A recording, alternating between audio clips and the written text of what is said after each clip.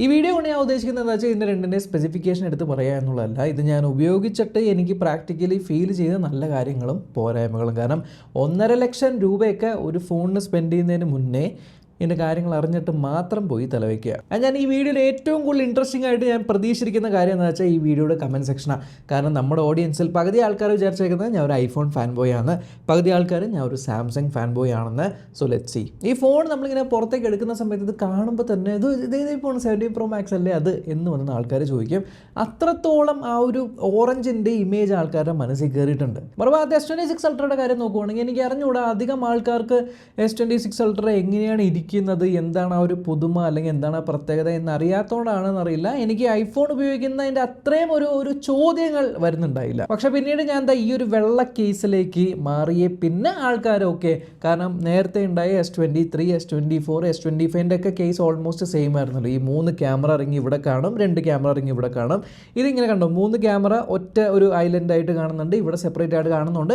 ഈ കേസ് ഇട്ട് പിന്നെ ആൾക്കാർ ഇത് ഏതാണ് ഫോണ് എന്ന് ചോദിക്കുന്ന ഒരു സംഭവം വന്നിട്ടുണ്ട്. സോ യെസ്, ഒരു സോഷ്യൽ വാലിഡേഷൻ അല്ലെങ്കിൽ സോഷ്യൽ സ്റ്റേറ്റസ് ഒക്കെ നിങ്ങൾ നോക്കുന്നുണ്ടെന്നുണ്ടെങ്കിൽ ഇപ്പോഴും ഈ ഒരു ഐഫോൺ അതിൻ്റെ ആ ഒരു കാര്യത്തിൽ മുന്നിൽ തന്നെയാണ്. പക്ഷെ നാട്ടുകാരെ കാണിക്കുന്നതല്ലല്ലോ നമ്മുടെ ഉദ്ദേശം.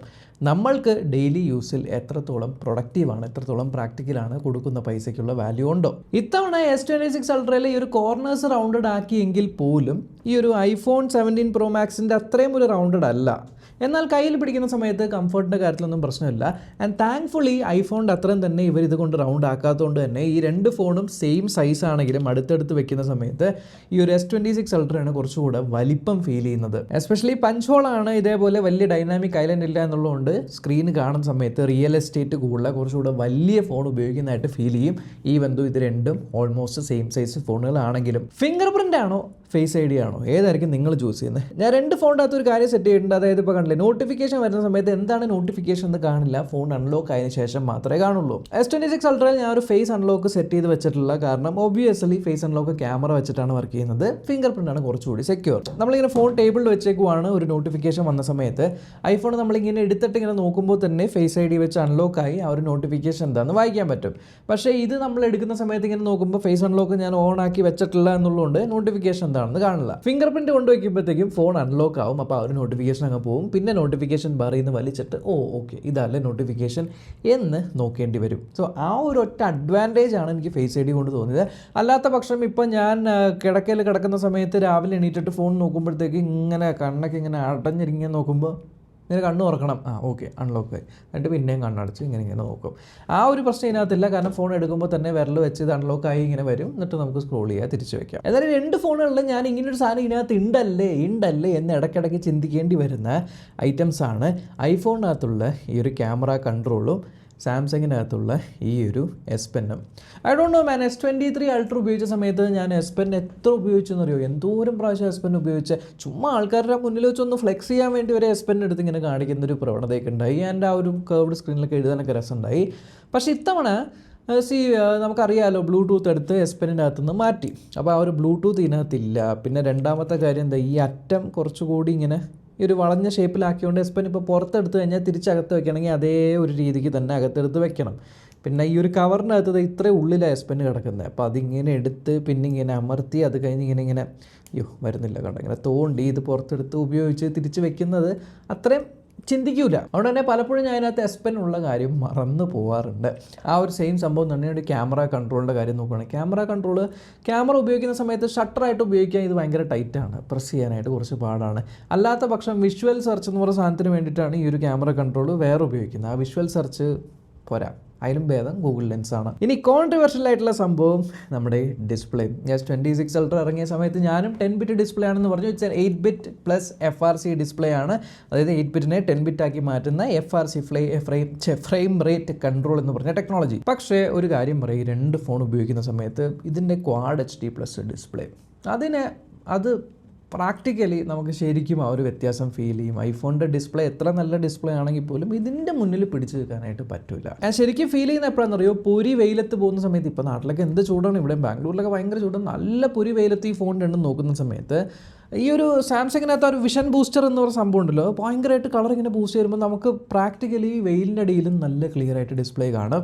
അത് ഐഫോണിൻ്റെ അകത്ത് അത്രയ്ക്ക് അങ്ങ് തോന്നില്ല. അതിനോടൊപ്പം തന്നെ ആൻറ്റി റിഫ്ലക്റ്റീവ് ഡിസ്പ്ലേ ആണ് ഇതിനകത്തുള്ളതെന്നുള്ളതുകൊണ്ട് ഐഫോണിനെ കമ്പയർ ചെയ്യുന്ന സമയത്ത് കുറച്ചുകൂടി ആ ഒരു റിഫ്ലക്ഷനും കൂടെ കട്ട് ചെയ്യുന്നുണ്ട്. വിഷ്വലി നല്ല രസമുണ്ട്. ആൻഡ് യെസ്, കോണ്ടന്റ് ആസ്വദിക്കുന്ന സമയത്താണെങ്കിൽ പോലും ഓവറോൾ ഡിസ്പ്ലേ വൈസ് എനിക്ക് ഡെഫിനറ്റ്ലി S26 അൾട്രയാണ് ഇഷ്ടപ്പെട്ടത്. ഇനി പല ആൾക്കാരും ചോദിക്കുന്നത് ബ്രോ S26 അൾട്ര ഉപയോഗിച്ചിട്ട് അതിൻ്റെ ഡിസ്പ്ലേ കാരണം ഐ സ്ട്രെയിനും ഹെഡ് ഏക്കും വന്നോന്ന്. എനിക്ക് അങ്ങനെയൊന്നും ഫീൽ ചെയ്തില്ല. എനിക്ക് ഹെഡ് ഏക്ക്, ഐ സ്ട്രെയിൻ അങ്ങനത്തെ കാര്യങ്ങളൊന്നും തോന്നിയില്ല. ഇനി പ്രിവസി ഡിസ്പ്ലേ, ഏറ്റവും ഹൈപ്പ് കൂടിയിട്ടുള്ള ഒരു പ്രിവസി ഡിസ്പ്ലേ ഇങ്ങനെ ഇരിക്കുമ്പോൾ കാണും.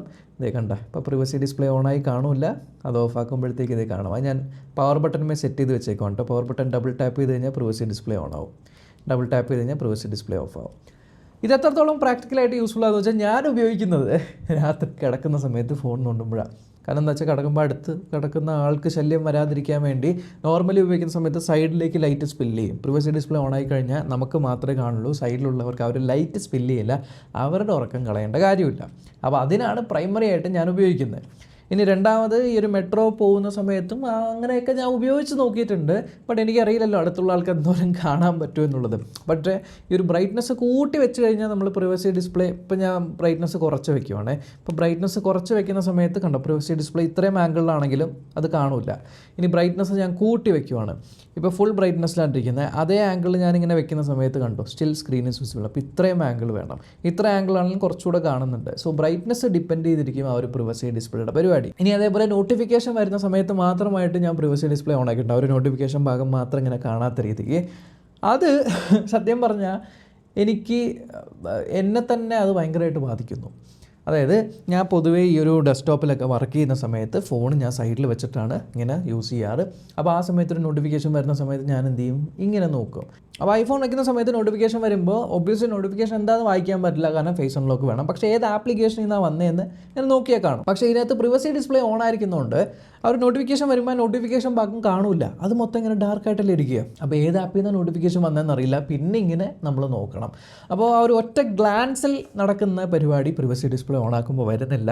That is A intended use. പക്ഷേ എനിക്ക് അതൊരു ചെറിയ ബുദ്ധിമുട്ടായിട്ട് തോന്നി. അതുകൊണ്ട് ഞാൻ നോട്ടിഫിക്കേഷൻ മാത്രമുള്ള പ്രിവസി ഡിസ്പ്ലേ പുറത്തൊക്കെ പോകുമ്പോൾ മാത്രമേ ഓൺ ആക്കാറുള്ളൂ. ഇനി രണ്ട് ഫോണിൻ്റെയും ചാർജിങ്ങിൻ്റെ കാര്യം നോക്കുവാണെങ്കിൽ ഇത്തവണ 60 വാട്ട്സിലേക്ക് ആക്കിയിട്ടുണ്ട്. നമ്മൾ ചാർജർ പ്ലഗ് ചെയ്യുമ്പോൾ ഒരു ഷോർട്ട് വീഡിയോ ഞാൻ പണ്ട് ചെയ്തിട്ടുണ്ട്. അതായത് ഫാസ്റ്റ് ചാർജിങ് എന്ന് കാണിക്കുവാണെങ്കിൽ അത് 15 വാട്ട്, സൂപ്പർ ഫാസ്റ്റ് ചാർജിങ് എന്ന് കാണിക്കുകയാണെങ്കിൽ 25 വാട്ട്. ഇനി സൂപ്പർ ഫാസ്റ്റ് ചാർജിങ് 2.0 എന്ന് കാണിക്കുവാണെങ്കിൽ അത് 45 വാട്ടാണ്. ഇതിനകത്ത് സൂപ്പർ ഫാസ്റ്റ് ചാർജിങ് 3.0 എന്ന് കാണിക്കും, അതാണ് 60 വാട്ട്. അതിന് ഞാൻ ഉപയോഗിക്കുന്ന ചാർജർ എന്ന് പറഞ്ഞാൽ മോട്ടറോളയുടെ കൂടെ ലാപ്ടോപ്പിൻ്റെ ഒപ്പം വന്നൊരു ചാർജറാണ് ടൈപ്പ് സി. ആ ഒരു ചാർജറാണ് കുത്തുന്നത്. പല ആൾക്കാർക്കും ലാപ്ടോപ്പിൻ്റെ ഒപ്പമുള്ള ടൈപ്പ് സി ചാർജർ എടുത്ത് കുത്താവോ എന്നുള്ള ഡൗട്ട് ഉണ്ട്. കുഴപ്പമൊന്നുമില്ല, കുത്താം. അത് 65 വാട്ടിൻ്റെ ചാർജറാണ്. അല്ലെങ്കിൽ എൻ്റെ കയ്യിൽ CMFൻ്റെ ഒരു ചാർജറുണ്ട് 65 വാട്ട്സിന്. അതിപ്പോൾ അവൈലബിൾ ആണോ എന്നറിയില്ല, ഞാൻ നോക്കിയിട്ട് കാണുന്നുണ്ടായില്ല. ബട്ട് അതിനകത്തും ഇത് ചാർജ് ആവുന്നുണ്ട്, ഫാസ്റ്റ് ചാർജ് ആവുന്നുണ്ട്. ഇനി ഇത് 40 വാട്ട്സിലാണ് ചാർജ് ആവുന്നത്, ഇത് 60 വാട്ട്സിലാണ് ചാർജ് ആവുന്നത്.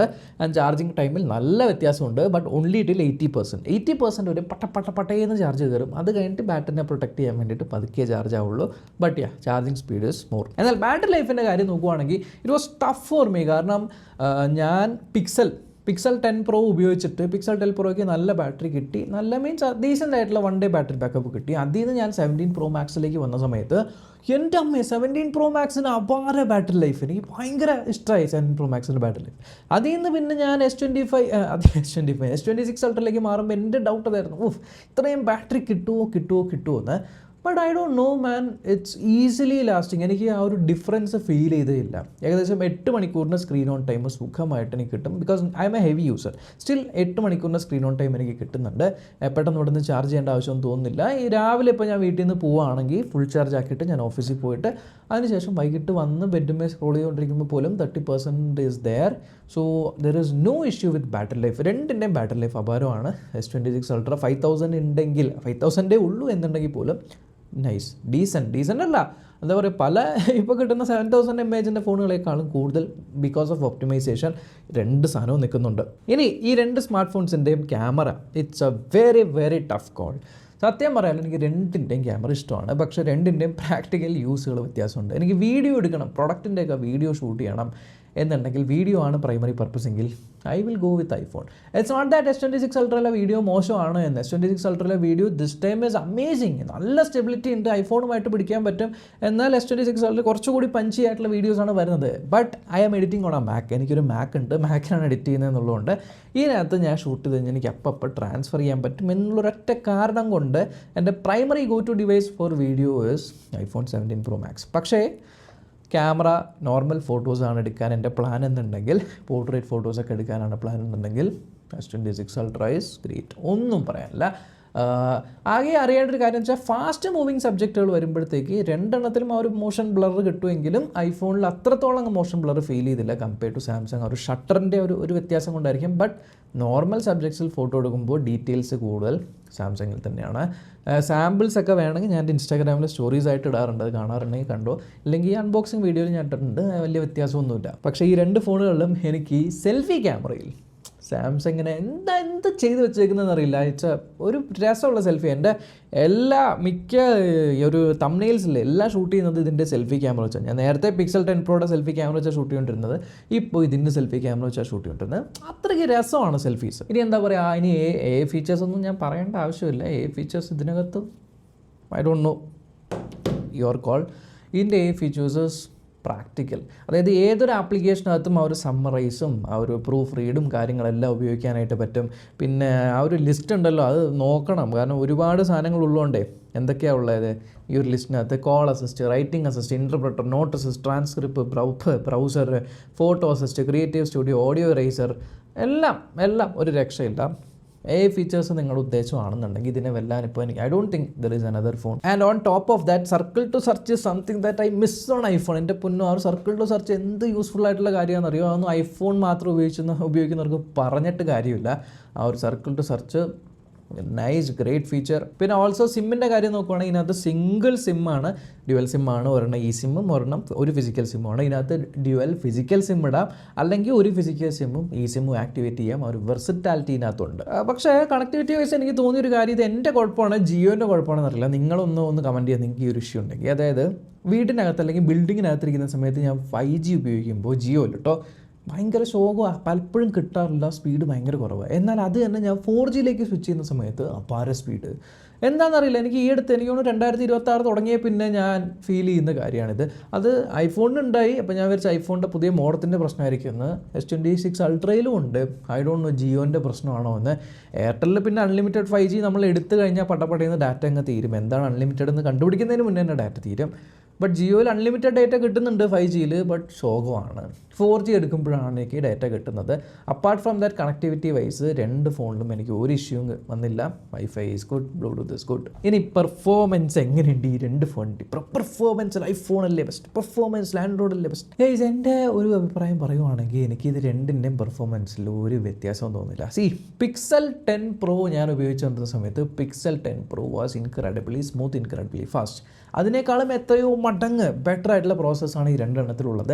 പക്ഷേ അത്രയും ഒരു പൊട്ടൻഷ്യൽ ഞാൻ ഉപയോഗിക്കുന്നില്ല എന്നുണ്ടെങ്കിൽ I don't feel any difference in both of these. ഇനി വീഡിയോ എഡിറ്റിംഗ്, വീഡിയോ എക്സ്പോർട്ടിംഗ് ആണെങ്കിൽ പോലും ഒരു കുഴപ്പമില്ല. ഇനി ഹീറ്റിംഗ് ഉണ്ടോ? രണ്ട് ഫോണിൽ എനിക്ക് അതിന് ഹീറ്റിംഗ് ഇഷ്യൂ ഒന്നും തോന്നിയില്ല.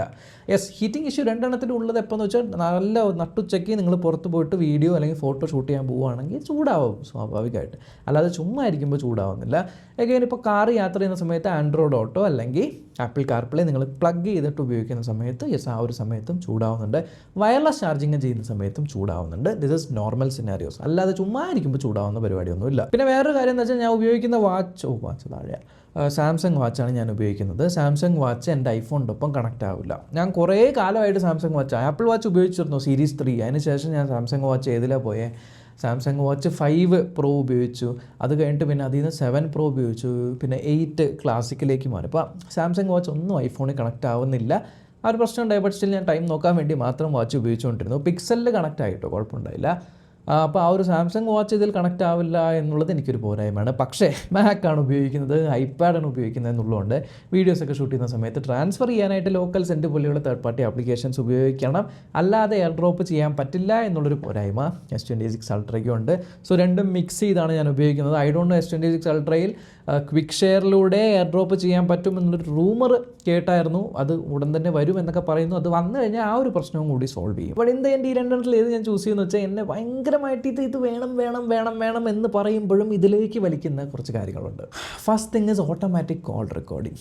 ഇതിനകത്ത് മാനുവൽ കോൾ റെക്കോർഡിംഗ് ആണ്. കോൾ റെക്കോർഡിംഗ് ചെയ്യുമ്പോൾ this call is being recorded, അതും ടിങ് ടിങ് ടിങ് this call is being recorded. ആ ഒരു 5 സെക്കൻഡ് വെയിറ്റ് ചെയ്യണം. ഇതിനകത്ത് ഒന്ന് അങ്ങനെ റെക്കോർഡ് ചെയ്യുകയാണെങ്കിൽ അറിയപ്പോലും ഇല്ല അപ്പുറത്തെ ആൾ.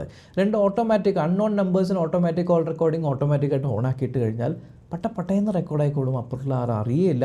നമുക്ക് പ്രൂഫായിട്ട് പലപ്പോഴും എനിക്ക് കൊറിയറുകാർ കൊണ്ട് തന്നിട്ടുണ്ട്, കൊണ്ട് തരാമെന്ന് പറഞ്ഞിട്ട് അടുത്ത ദിവസം നോക്കുമ്പോൾ സാധനം കിട്ടില്ല. അതുകൊണ്ട് ചോദിക്കുമ്പോൾ ഇല്ല സാർ ഇന്നാണ് ഞാൻ തരാൻ പോകണമെന്ന്. അപ്പോൾ ആ സമയത്ത് കംപ്ലയിൻ്റ് ഒക്കെ ചെയ്യണമെങ്കിൽ നമുക്ക് പ്രൂഫ് ഇറ്റ്സ് വെരി മാൻഡേറ്ററി. അതിനൊക്കെ എനിക്ക് ഇത് യൂസ് ആവും. പിന്നെ രണ്ടാമത് ട്രൂ കോളർ. ഐഫോണിൻ്റെ ട്രൂ കോളർ എത്രത്തോളം ഇൻറ്റഗ്രേറ്റ് ആയി എന്ന് പറഞ്ഞാൽ ഇടയ്ക്കിടയ്ക്ക് ട്രൂ കോളർ ആപ്ലിക്കേഷൻ ഓപ്പൺ ആക്കി നോക്കണം. അതിനകത്ത് സെർച്ച് ചെയ്യാൻ കുറച്ച് പാടാണ്. It's not very seamless. Truecaller Android ഫോൺസിൽ നെക്സ്റ്റ് ലെവലാണ്.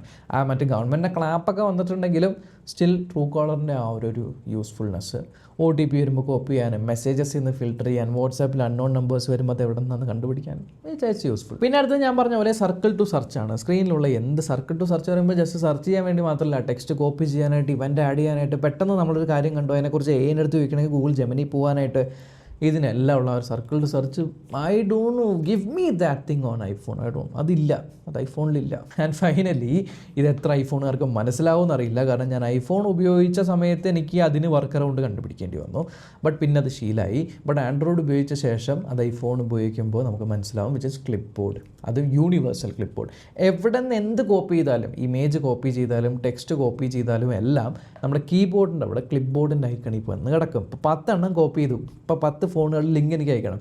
ആ 10 ഫോണിൻ്റെ ലിങ്ക് ഞാൻ കോപ്പി ചെയ്തിട്ട് എനിക്ക് വാട്സാപ്പിൽ പോയിട്ട് ആ ക്ലിപ്പ് ബോർഡിൽ നിന്ന് ഓരോരോ ലിങ്കായിട്ട് ചുമ്മാ ടാപ്പ് ചെയ്താൽ മതി. ഐഫോണിൻ്റെ അകത്ത് ഫസ്റ്റ് ഫോണിൻ്റെ ലിങ്ക് ഞാൻ പോയി കോപ്പി ചെയ്യും, വാട്സാപ്പിൽ കൊണ്ടിടും. സെക്കൻഡ് കോപ്പി വാട്സാപ്പിൽ കൊണ്ടിടും. തേർഡ് കോപ്പിയും വാട്സാപ്പിൽ കൊണ്ടിടും. ആ ഒരു പരിപാടി ഇതിനകത്ത് വേണ്ട. യൂണിവേഴ്സൽ ക്ലിപ്പ് ബോർഡിൻ്റെ ഒരു ആപ്ലിക്കേഷൻ സെപ്പറേറ്റ് ആയിട്ട് കാശ് കൊടുത്ത് മേടിച്ച് ഉപയോഗിക്കേണ്ട അവസ്ഥയാണ് ഐഫോണിൽ. അത് ഇതിലില്ല. പിന്നെ കസ്റ്റമൈസേഷൻ എന്ന് പറഞ്ഞാൽ ഞാൻ ആകെ ഉപയോഗിക്കുന്ന കസ്റ്റമൈസേഷൻ ഞാൻ കാണിച്ചു തരാം. ഇതിനകത്ത് സെറ്റിങ്സിനകത്ത് പോയിട്ട് മോർ കസ്റ്റമൈസേഷൻ എടുത്തു കഴിഞ്ഞാൽ ഇതിനകത്ത് ഹോം അപ്പ് എന്ന് പറയുന്ന സാധനമുണ്ട്. ആ ഹോം അപ്പിനകത്ത് നമുക്ക് ഇതിൻ്റെ ആനിമേഷൻസിൻ്റെയൊക്കെ സ്മൂത്ത്നെസ്, ഇപ്പം ജസ്റ്റർ സെറ്റിങ്സിനകത്ത് പോയിട്ട് എവിടെ ഹോം സ്ക്രീൻ ജസ്റ്റർ ട്യൂണിംഗ് എന്ന് പറയുന്നത്, ഇതിനകത്ത് ആനിമേഷൻസിൻ്റെയൊക്കെ ആ ഒരു ഇതിങ്ങനെ ആക്കുമ്പോഴത്തേക്കുള്ള ഒരു സ്മൂത്ത്നെസ് ഒക്കെ കൺട്രോൾ ചെയ്യാൻ പറ്റുന്ന കസ്റ്റമൈസേഷനാണ് ഇതിൽ ഉപയോഗിക്കുന്നത്. പക്ഷേ കസ്റ്റമൈസേഷനേക്കാളും പ്രാക്ടിക്കലി എനിക്ക് ഉപയോഗം വരുന്നത് സ്പ്ലിറ്റ് സ്ക്രീനാണ്. മൾട്ടിപ്പിൾ ആപ്ലിക്കേഷൻ മേളിലും താഴെ. ഇപ്പോൾ ചിലപ്പോഴൊക്കെ പാട്ട് പാടണം, കരോക്കെ ഉണ്ട് യൂട്യൂബിൽ. ആ ഒരു കരോക്കേക്ക് ലിറിക്സ് ഇല്ല. അപ്പോൾ ലിറിക്സ് നമ്മൾ വെബിൽ സെർച്ച് ചെയ്ത് വരുമ്പോൾ കരോക്കെ മേളിൽ ഇങ്ങനെ പ്ലേ ചെയ്യാം, എന്നിട്ട് താഴെ ലിറിക്സ് ഇങ്ങനെ കാണാൻ പറ്റും. പ്രീമിയം ഇല്ലാത്തവർക്കാണ് ഞാൻ പറയുന്നത്. ഇവിടെ പ്ലേ ചെയ്യാം, ഇവിടെ താഴെ ലിറിക്സ് കാണാൻ പറ്റും. അപ്പോൾ അങ്ങനെ നമുക്ക് ചെയ്യാം. അല്ലെങ്കിൽ എന്തെങ്കിലും മൾട്ടിപ്പിൾ ആപ്ലിക്കേഷൻസ് ചെയ്യാം. ആ ഒരു മൾട്ടി ടാസ്കിങ് പരിപാടി ഇതിനകത്ത് ഇപ്പോഴും ഇല്ല. ഈ സെയിം ചിപ്സെറ്റല്ല, ഇതിന് 16 പ്രോയിൻ്റെ ചിപ്സെറ്റിൽ ഓടുന്ന മാക്ബുക്ക് നിയോയിൽ ചെയ്യാൻ പറ്റും, മാക് OS ആയതുകൊണ്ട്. സോ OS റെസ്ട്രിക്റ്റ് ചെയ്യുന്നതാണ്. ബട്ട് ഇൻ ദ എൻഡ് ഈ 2 ഫോണിലും ഏറ്റവും ബെസ്റ്റ് വാല്യൂ ആയിട്ട് എനിക്ക് തോന്നിയത് S26 Ultra ആണെങ്കിലും നിങ്ങൾ ഈ 2 ഫോണും മേടിച്ച് കഴിഞ്ഞാൽ പുറത്ത് പോയിട്ട് നിങ്ങൾക്ക് സോഷ്യൽ വാലിഡേഷനാണ് നിങ്ങളുടെ ഉദ്ദേശം എന്നുണ്ടെങ്കിൽ ഇങ്ങനെ പിടിച്ചുകൊണ്ട് നിന്ന് കഴിഞ്ഞാൽ ബ്രോ iPhone 17 Pro Max എടുത്തോ എന്ന് വന്നിട്ടേ ഏതെങ്കിലും ഒരുത്തം വന്ന് ചോദിക്കുള്ളൂ. അല്ലാണ്ട് ബ്രോ S26 Ultra എടുത്തോ എന്ന് ആരും ചോദിക്കുന്നില്ല. That is A reality.